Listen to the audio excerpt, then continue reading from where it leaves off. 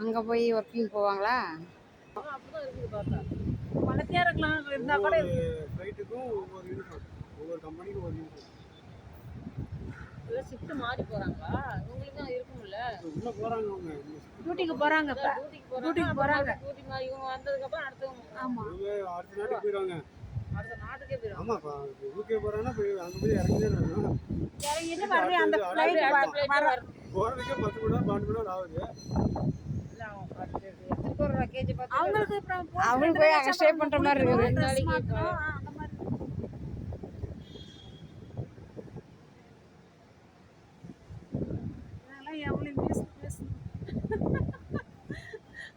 மெயினா கோவம் வரக்கூடாது. அதுதான் லாங்குவேஜ்லயும் கேட்டாலும் கோவப்படாம என்னத்துக்குனாலும் கோவப்படக்கூடாது. சிரிச்சுக்கிட்டே ஓகே சார், அதுதான் அவங்க வேலை.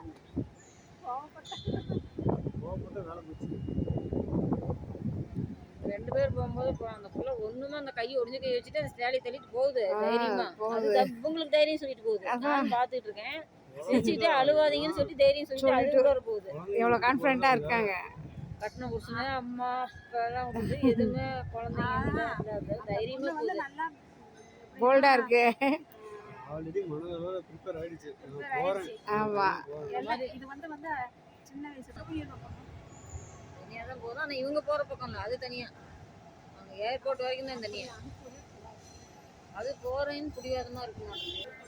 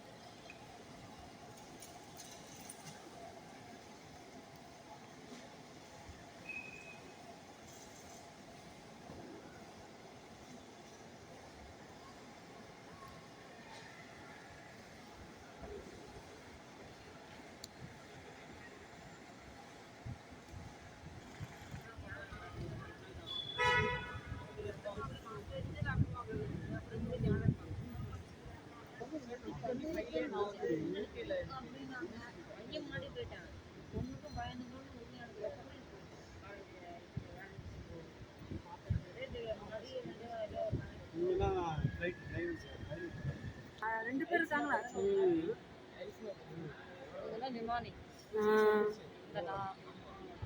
அங்கே தனி கரடி ரெடிக்கு போகிறாங்க.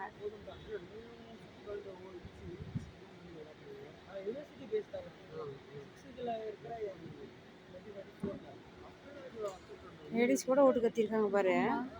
எல்லாம் திறமை, படிப்பு தான், மூளை தான். என்ன சம்பளம்? ஆமாம்.